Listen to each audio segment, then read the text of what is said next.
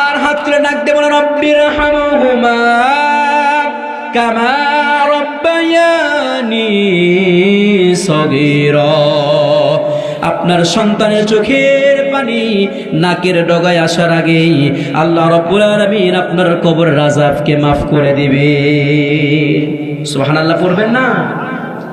আপনি আমি মৃত্যুবরণ করার পর একটা মানুষ যখন দুনিয়া থেকে মৃত্যুবরণ করে চলে যায়, তার সমস্ত আমলের দরজা বন্ধ হয়ে যায়, সব বন্ধ হয়ে যায়, কেবলমাত্র 3টা দরজা খোলা থাকে।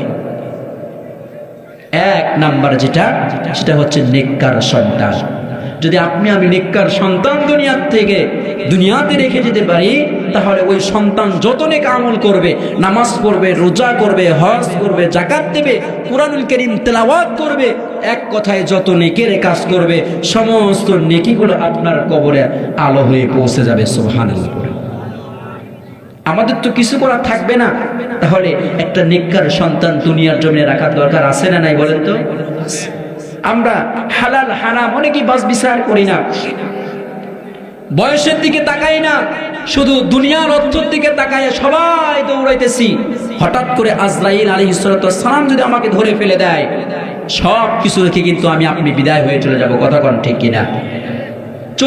চলেই যেতে হবে, যখন যাবই আমরা খালি হাতেই তো চলে যাব, কিছুই তো নিতে পারবো না। কমপক্ষে আমার একটা নেককার সন্তান রেখে যাই। আমি যদি আমল করতে নাও পারি, সন্তান তো আমল করবে, কোরআন পড়বে, নামাজ পড়বে, ওই সন্তান তো আমার জন্য কমপক্ষে দোয়া করবে। কথা কোন ঠিক কিনা? আমাদের ওটাই সার্থকতা। দ্বিতীয় নম্বরে আমাদের জন্য যেটা থাকবে, দ্বিতীয় নম্বরে উপকারী ইলম। এই তো কোরআনুল কারীম আমরা যারা শিক্ষা দেই, যারা শেখে, এইভাবে যতদিন পর্যন্ত চলতে থাকবে, ততদিন পর্যন্ত আপনার কবরও এক অংশ সওয়াব পৌঁছতে থাকবে। সুবহানাল্লাহ। এরপরে সদকায়ে জারিয়া।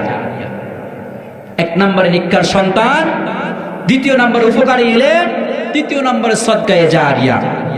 আমার অর্থ থেকে, সম্পদ থেকে যা থাকবে, যতটুকুন আল্লাহর রাস্তায় আমি দান করে যাব, ততটুকুন সওয়াব আমার কবরে কি পৌঁছতে থাকবে।